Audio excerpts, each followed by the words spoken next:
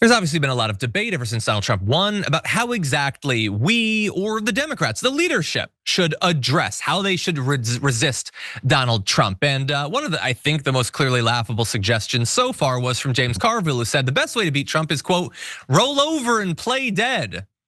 Yeah, just let him have his way with the country. That'll definitely help everyone out. Look, if you're James Carville and I don't know, you're influential, you've got money going back decades. Yeah, maybe you can just roll over and you'll be fine at this point. You've already got a lifetime supply of sweatshirts to wear. Like, what are you're not hurting from any of this.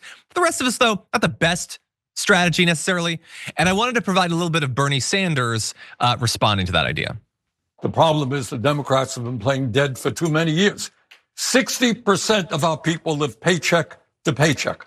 We have more income and wealth inequality than we've ever had in the history of this country. We have the highest rate of childhood poverty of almost any major country. Millions of seniors are struggling to heat their homes and put food on the table.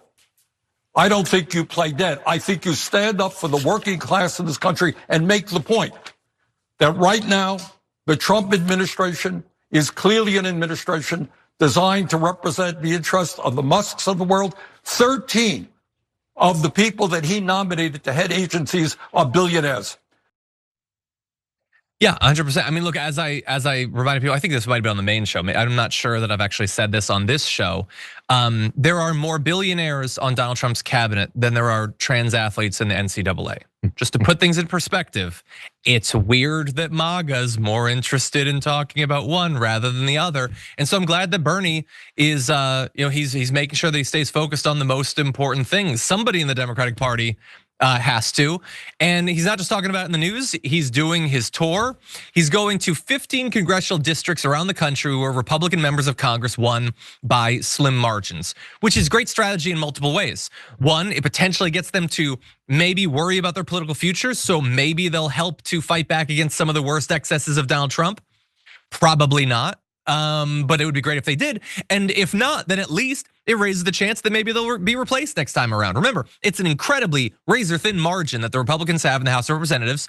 Any one of these flipping could potentially give Democrats the House, which is super critical for making sure that Trump doesn't get God knows what legislation through the next time around. So that's good news. You have Bernie Sanders out there doing good work. He's referring to them as taking from working people and the poor and giving to billionaires like some sort of reverse Robin Hood. So that's good news. Unfortunately, some of his Democratic colleagues they have a different strategy.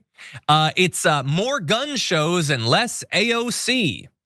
So look, Third Way organized this. They've got Democrat consultants, campaign staffers, and party leaders. So regular people aren't involved in this literally at all, weirdly enough. And they decided that they're gonna go to, let's see, we wanna get to tailgates, gun shows, local restaurants, churches, all of that's fine. Embrace patriotism, community, and traditional American imagery, but ban far left candidate questionnaires and refuse to participate in forums that create ideological purity tests. Remember that, by the way, we're gonna return to that. And all that. So we don't need AOC, we don't need, these Democrats who are actually drawing like a lot of positive press and attention right now. Screw them. Get rid of them. Instead, we're just gonna become more milquetoast. We're gonna go more centrist. What do you know? That's been their answer to every question that they've been asked for literally decades. Weird that they're continuing with that streak. And by the way, you wanting to go to tailgates or gun shows or whatever, you totally do that. But if you're just gonna go there and say, yeah, the Republicans are right about everything, then I can save you the trip. We don't need that literally at all. And they say you should embrace populism thoughtfully. You can critique corporate excess, but don't legislate against it. And avoid any anti-capitalist stance. And so look, it's more words than Carville used, but it feels similar to me. I don't know, Jayar, what do you think?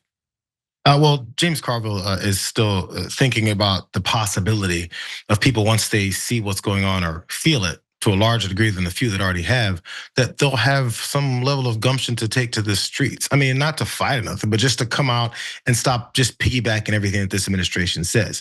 There's no reason to believe that. There's absolutely no reason to believe that. These folks are followers.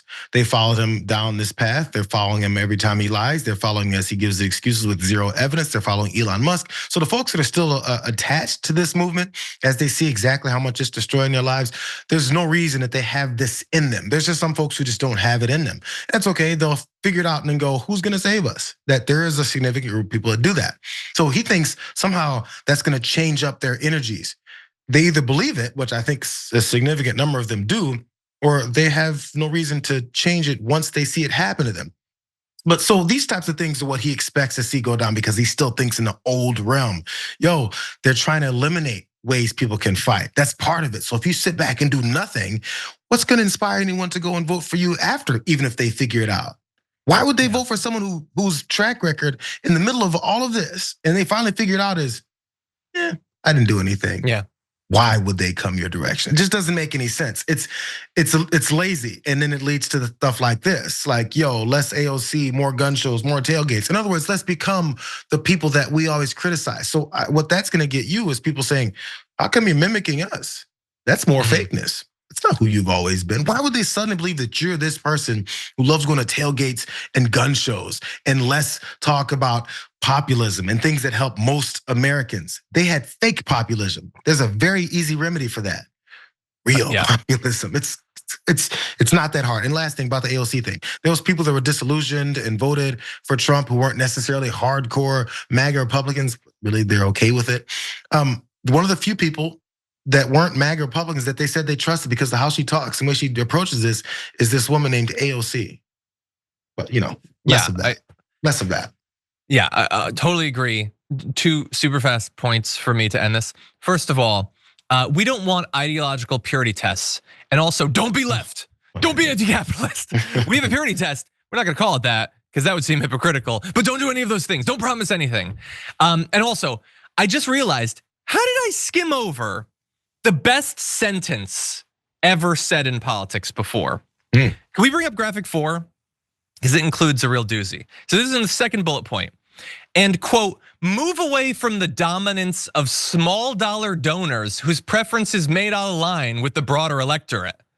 Well, if you're moving away from the small dollar donors, what does that leave? Well, the big dollar donors, and clearly their interests are totally in line with the broader electorate. Small dollar donors are the only thing we have to know what the broader electorate wants. They're regular people. That's why the dollars are small. Because we don't have a lot of them. They're clearly saying, oh my God, there are these candidates that have like a broad base of support where lots of people are investing in them. That's suspicious. I don't like that. Let's go back to massive checks being cut over fancy dinners with small portions and purees. My God. They are gonna put forward the crappiest centrist candidate possible. And my fear is, and I've said this multiple times, is that things will be so bad that crappy centrist candidate might look pretty good by comparison. After 2 or 3 or 4 more years of this BS, they might be like, well, I guess Gavin Newsom isn't doing that stuff, so we need to provide an alternative. Thanks for watching our video. Did you know that you can support our show by becoming a subscriber? Just click the subscribe button and also ring the bell so that you get notifications when we're live or when we post new content.